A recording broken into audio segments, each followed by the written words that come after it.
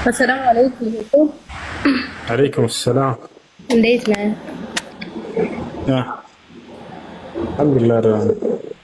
እንትን የሆነች ጥያቄ ነበረች።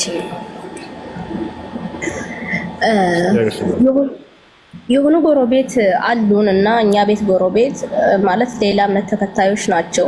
እንዲህ መጠጥ ምናምን ይጠቀማሉ እና ስልህ እንደዛ ሲጠቀሙ በቃ ሁሌ ከኛ ጋር ጸብ ነው። በቃ ስልህ ከመሬት ተነስተው ነው ምናምን የሚነኩት እና እንደዛ በቃ በተጣሉን ቀን ውጭ ላይ ልብስም ካለ ውጭ ላይ እቃም ካለ ምናምን ወላሂ ላዚም አናገኘውም ያንን ነገር ማለት ነው።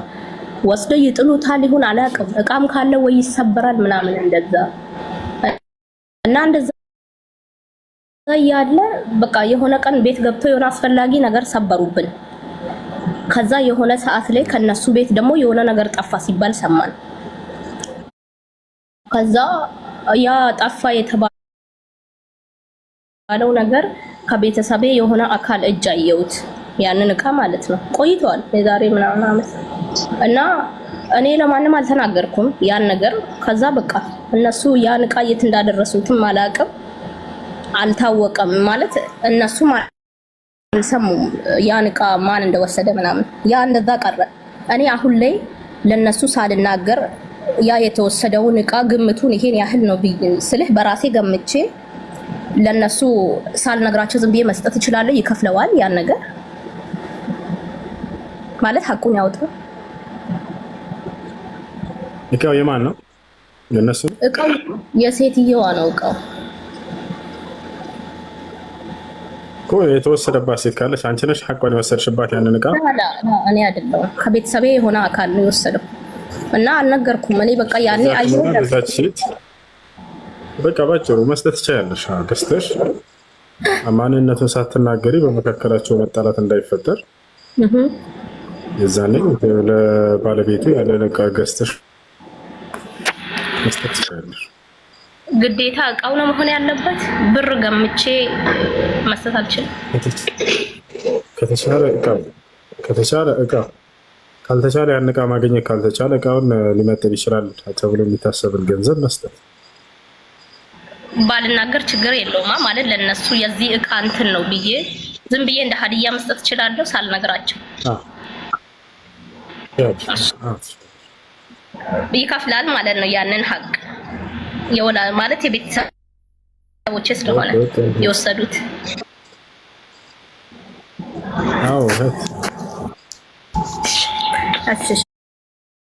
شكرا. السلام.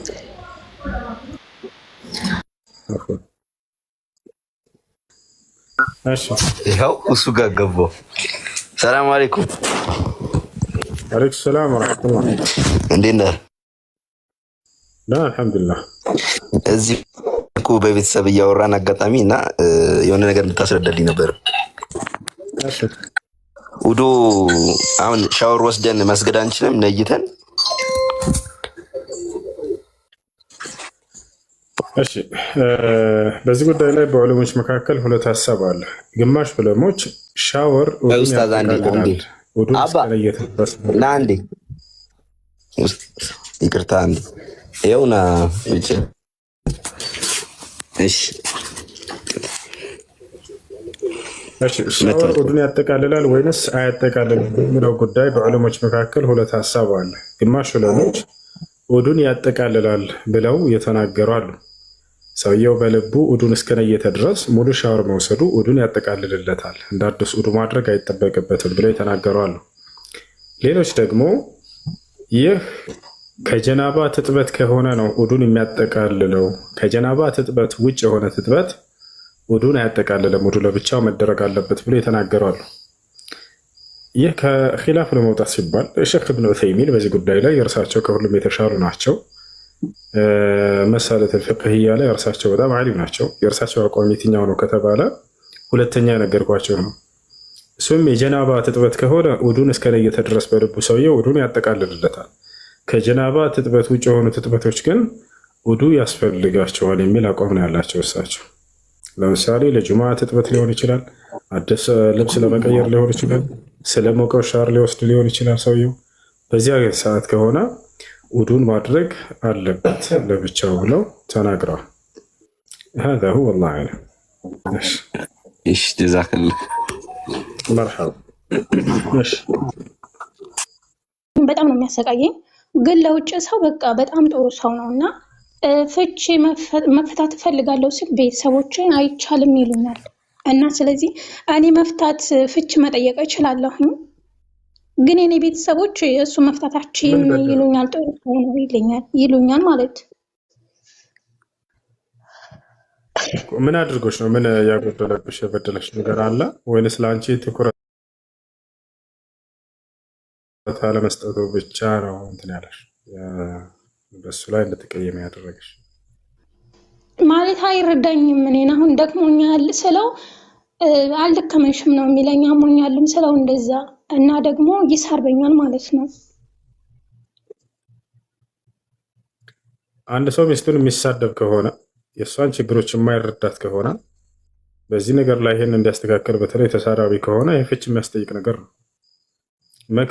መክራው ከዚህ ነገር አላስተካከልም ካለ የተደጋጋሚ ባህሪው ከሆነ የማይስተካከል ከሆነ ይህን ችግሩን የማይቀርፍ የማያረም ከሆነ የዛኔ ፍች መጠየቅ ትችላለች። ሐቅ አላት። አሁን ግን ቤተሰብ እሱ መፍታታችን ከኛ አመር ከወጣት ነው እሱን ትፈቺ ይሉኛል። እሺ እኔ አሁን ፍች ከጠየኩ የቤተሰቦችን ሐቅ እየተጋፋሁኝ ነው። እንዴት ነው? አልተገፋሽም። አልተገፋሽም። ሐቅ አለሽ። ባል ሚስቱን ተሳዳቢ ከሆነ አይደለም ሚስቱን ቤተሰቦቿን የሚሳደብ ከሆነ ፍች መጠየቅ ትችላለች። መከራ አስመከራው እንዲስተካከል ከተስተካከለ ሰየው። ለእኔ ቤተሰቦች ጥሩ ነው። በቃ ግን ለእኔ አዛኝ ነው ያደረገኝ እኮ እህቴ። ይኸውልሽ ለአምሳኛ ጊዜ አልናገርም። በቃ መጠየቅ ትችላለሽ።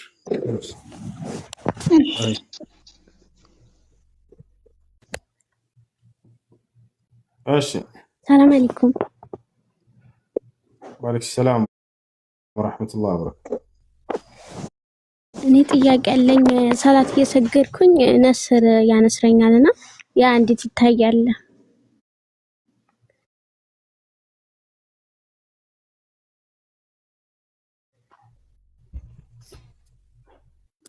ሶላት እየሰገዳችሁ ቢያነስራችሁ ኢብኑ ዑሰይሚን የተባሉ ታላቁ ዓሊም ስለዚህ ጉዳይ ተጠየቁ። ለሁለት ይከፈላል አሉ። ኢዛ ካነ የሲራን ሃዛ ሚማ ዩዕፋ ዐንሁ አማ ኢዛ ካነ ከሲራን ፈየጅቡ ዐለይሂ አን የቅጠዐ ሶላተሁ ወየኽሩጅ። ኢብኑ ዑሰይሚን ምን አሉ? ጥቂት ከሆነ ትንሽዬ ከሆነች ይህ የሚታለፍ ነውና በአጠገቡ ባለ በሶፍት ወይም በጨርቅ ነገር ጠረግ አድርጎ ሶላቱን ይቀጥል። ነገር ግን በጣም ብዙ ከሆነ ሶላቱን ያቋርጥና እስከሚያቋርጥለት ድረስ ደግሞ ይታገስ። ከዚያ በኋላ ያጽዳና ሶላቱን እንደገና ተመልሶ ይስገድ።